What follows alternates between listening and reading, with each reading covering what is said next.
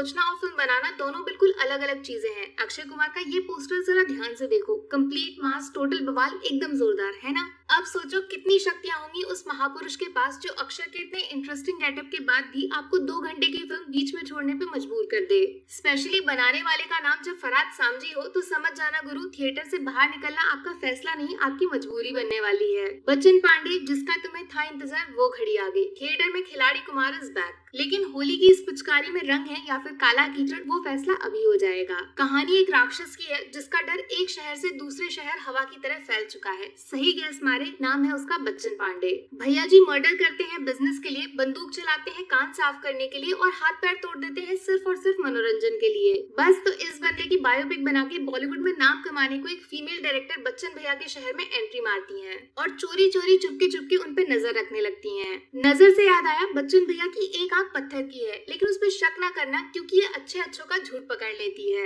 जैसे नया नया पांडे जी डायरेक्टर मैडम का झूठ पकड़ लिए हैं और सजा के तौर पर सिर्फ एक गिफ्ट मिलेगा। नहीं समझे? मौत। फिर आता है कहानी में ट्विस्ट, जब बच्चन पांडे का लवर अवतार पास्ट के अंधेरों से बाहर निकलता है जब राक्षस के सीने में दिल धड़कता था। लेकिन फिर ऐसा क्या हुआ कि बंदे ने खुद अपनी गर्लफ्रेंड को जान से मार दिया, और जब वो नहीं बची तो ये बॉलीवुड की डायरेक्टर मौत से पीछा कैसे छुड़ाएगी? जवाब चाहिए? सिंपल, थिएटर जाओ, पता लगाओ। देखो बॉस, मैंने पहले भी बोला है, एक बार फिर से दोहरा देती हूँ, मेरे कहानी सुनाने के तरीके से इम्प्रेस होकर टिकट मत बुक कर लेना। वो तो मेरा टैलेंट है कचरे को भी सोना बनाने का। पूरा रिव्यू सुन के ही फैसला किया करो। हाँ तो बच्चन पांडे, जैसा कि आप जानते ही होंगे कि फिल्म ओरिजिनल माल नहीं है, डुप्लीकेट है, जिस वजह से डायरेक्टर द सुपर ह्यूमन ने 100 में से 100 हर एक चीज कॉपी पेस्ट मार दी है। डायलॉग सुबह सुबह फैमिली व्हाट्सएप ग्रुप पे आने वाले चुटकुलों से उठाए गए हैं। कॉमेडी सीन्स कई सालों पहले पॉपुलर हो चुके मीम से छाप दिए। लो, हो गई फिल्म खत्म। एक जमाना था जब अक्षय कुमार की फिल्म सिलेक्शन की तारीफ हुआ करती थी। पूरी इंडस्ट्री में सबसे अलग फिल्में खिलाड़ी भैया बनाते थे। लेकिन अब सच बोलूं, अक्षय का नाम किसी फिल्म के पोस्टर पे पढ़कर वो कॉन्फिडेंस वाली फीलिंग बिल्कुल नहीं आती। बच्चन पांडे में ना तो एक्शन है, ना ही कॉमेडी और ना ही रोमांस, और लास्ट में सबसे जरूरी चीज इमोशंस। दूर दूर तक उसका ई भी महसूस नहीं होगा आपको फिल्म में। मतलब अगर आपने फिल्म का ट्रेलर देखा है ना, तो थिएटर जाने की जरूरत ही नहीं है, क्योंकि फिल्म के अंदर उससे अलग या उससे बढ़िया कुछ नहीं मिलने वाला। पूरी कहानी पहले से ही पता चल जाती है। देखो, जिस बात का डर था ठीक वही हुआ। फरहाद सामजी नाम का ग्रहण सूर्यवंशी के बाद अक्षय कुमार के चांद जैसे चमकने वाले करियर को ले डूबा।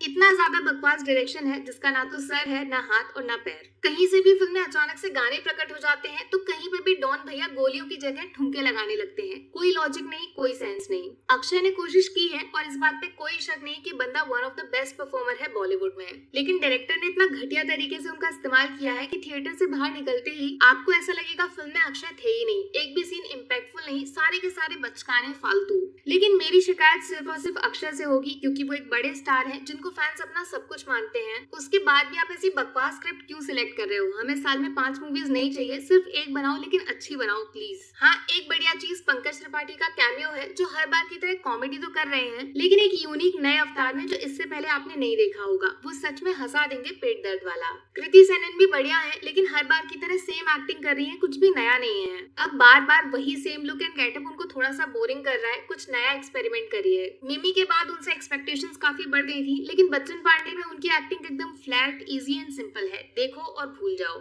अरशद वारसी को किसी प्रॉप की तरह इस्तेमाल किया गया है, जो फिल्म में फनी मोमेंट्स क्रिएट करने के लिए बाहर आते हैं और बाकी टाइम बैकग्राउंड में पीछे गायब। उनके टैलेंट के साथ पूरा इनजस्टिस है ये। तो भैया मेरी तरफ से बच्चन पांडे को मिलेंगे सिर्फ और सिर्फ 2 स्टार्स। पहला तो अक्षय के बवाल गेटअप के लिए, जिसने एक्साइटमेंट का लेवल ऊंचा कर दिया था, साथ में पीछे बजने वाला धमाकेदार बीजीएम, ये कॉम्बिनेशन फायर है। दूसरा पंकज सर का एकदम बेबाक, बिंदास, मजाकिया कैरेक्टर। बंदा जिस भी सीन में आता है आपके चेहरे पे हंसी अपने आप प्रकट हो जाती है। बात करूं नेगेटिव्स की, तो 1 स्टार कटेगा काफी low level and zero creativity वाले डायलॉग्स। राइटिंग बोले तो एकदम फालतू है। दूसरा बहुत ही भयानक डायरेक्शन, सब कुछ फिल्म के अंदर इधर उधर बिखरा पड़ा है, यहाँ तक कि अरशद वारसी जैसे टैलेंट को वेस्ट मार दिया गया। तीसरा स्टार कटेगा इमोशंस के लिए, जो फिल्म में है ही नहीं, जिसकी वजह से पूरे 2 घंटे आप सिर्फ कहानी देख रहे हो लेकिन उससे कनेक्ट नहीं कर पाओगे। लिख के ले लो मुझसे।